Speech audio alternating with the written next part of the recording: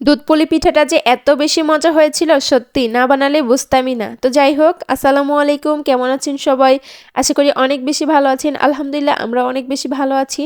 তো কিভাবে বানিয়েছি তোমাদের সাথে শেয়ার না করলে কি ভালো লাগে? তো প্রথমেই আমি হচ্ছে আটাটাকে সিদ্ধ করে নিয়েছি। ওখানে চালের গুঁড়ি আর কিছুটা পরিমাণে ময়দা দিয়ে সিদ্ধ করে ওইটা এক সাইড রেখে দিলাম ঠান্ডা হওয়ার জন্য। আর এইদিকে চলে আসছি আমি নারকেলের পুরটা রেডি করার জন্য, মানে ভিতরে যেই পুরটা দেবো সেটা রেডি করতে চলে আসছি। আর এখানে বেশ পরিমাণে নারকেল নিলাম, তারপরে হচ্ছে খেজুরের গুড়। আর এই পর্যায়ে কিন্তু আমার নাড়াচাড়া শেষে আমার নারকেলের পুরটা রেডি হয়ে গিয়েছে। কত সুন্দর লাগছে দেখো, দেখলেই তো খেতে মন চাচ্ছে। যাই হোক, এখানে রেডি হওয়ার পরে আমি কিন্তু একটা প্লেটে নামিয়ে নিচ্ছিলাম। অনেক সুন্দর লাগছিল। এই নারকেল দিয়ে যদি নাড়ু বানানো হয় তাহলে কিন্তু খেতেও অনেক বেশি মজা লাগবে। তো এদিকে তো খুব সুন্দর মতো আমি প্লেটে নামিয়ে নিলাম। আর এইবার হচ্ছে দুধটা জাল করার পালা। তো এখানে আমি একটা পাত্রে দুধ ঢেলে দিচ্ছিলাম। আর এইখানে মোট আমি হচ্ছে 2 কেজির মতো দুধ নিয়েছি। আর দুধটা বলকে আসলে আমি এটা এক সাইড করে রেখে দিচ্ছিলাম, মানে এক সাইড করে রেখে দিব আর কি, শুধু ভুলভাল বকি আর কি। যাই হোক, এখানে কি সুন্দর মতো দুধটা বলকে ছিল। তারপরে এদিকে আমি আটাটা ঠান্ডা হওয়ার পরে আমি এটা সুন্দর মতো মথে নিচ্ছিলাম আর কি।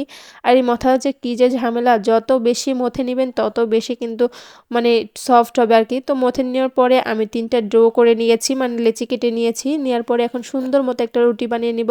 আর এটা দেখে কেউ হাসবেন না, এটা হচ্ছে আমার মেয়ের জন্মদিনেও যে পার্টি স্প্রে থাকে না ওইটার হচ্ছে মুখ, মানে আমি ছোট কিছু পাচ্ছিলাম না, সেজন্য আমি হচ্ছে এটাই বেছে নিয়েছি। মানে এটা দিয়ে সুন্দর মতো হচ্ছিল, মানে ছোট ছোট যেহেতু বানাবো তবুও না বড় হয়ে গিয়েছিল। তো এখানে আমার সবগুলো কেটে নিয়ে মানে শেষ। এবার আমি পিঠাগুলো বানিয়ে নিচ্ছিলাম। তো সুন্দর মতো যে আমরা যে কুশলি পিঠাটা বানাই সেইভাবে এটা বানাতে হয়, আমরা তো কুশলি পিঠাই বলি। আর হচ্ছে এটাকে নাকি পুলি পিঠা বলে, যে যাই বলে বলুক, যাই হোক। তো এখানে সুন্দর মতো আমি বানিয়ে নিচ্ছিলাম।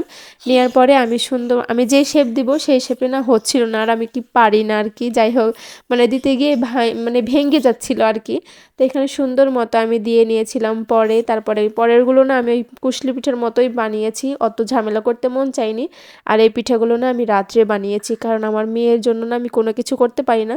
তো তারপরে হচ্ছে পিঠা বানানোর পরে আমি যে দুধটা জাল করে নিয়ে রাখছিলাম সেই দুধের মধ্যে এক এক করে সবগুলো পিঠাগুলো দিয়ে দিয়েছি। দেওয়ার পরে সুন্দর মতো নেড়েচেড়ে দিচ্ছি। আর এখানে 2 কেজি দুধ ছিল, কোনো পানি দেইনি। আর এই দুধের মধ্যে এই মালাইটা যে কী যে মজা হয়েছিল বলার বাইরে। তো দুধটা জাল করার পরে সুন্দর মতো দুধটা আমার অনেকখানি মানে শুকিয়ে এসেছে। এই পর্যায়ে আমি হচ্ছে চুলা থেকে কিন্তু একটু পরে নামিয়ে নেব, মানে যেই গুড়টা মিশাবো সেটা তো গরম অবস্থায় দিলে ফেটে যেতে পারে, সেজন্য আমি আগে নামিয়ে রেখেছি। মানে কিছুটা ঠান্ডা হওয়ার পরে আমি হচ্ছে গুড়টা মিশাবো। তো এখানে আমি 1 কাপের মতো গুড় দিয়েছি, বেশি গুড় দিইনি, কারণ ভেতরের পুরে তো গুড়টা দেওয়া আছে, কারণ নারকেলের পুরটা তো গুড়েরই তৈরি, সেজন্য আমি আর অত বেশি গুড়টা দিইনি। তো এখানে দুধটা আমার অনেকটাই ঘন হয়ে গিয়েছিল, মালাইয়ের মতো হয়েছে। আরও পরে যদি ঠান্ডা হয়ে যায় তাহলে মালাইয়ের মতো হবে। তো এটা ছিল পরের দিন সকালের ভিডিও, মানে পরের দিনকে হচ্ছে দেখছিলাম এত সুন্দরভাবে সেট হয়েছে, মাশাল্লাহ মাশাল্লাহ। তো মালাইটা না ভীষণ খেতে ভালো লেগেছে, মানে একদম মনে হচ্ছিল রসমালাইয়ের মতো লাগছিল আর কি। তো এই তো সুন্দর মতো আমি প্লেটে বেড়ে নিচ্ছিলাম আর কি। তো ভেতরটাও যেমন সুন্দর হয়েছে খেতে, বাহিরটাও ওরকমই সুন্দর হয়েছে।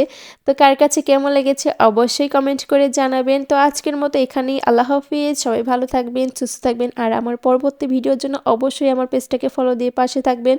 আজকের মতো এখানেই বিদায় নিচ্ছি, টাটা।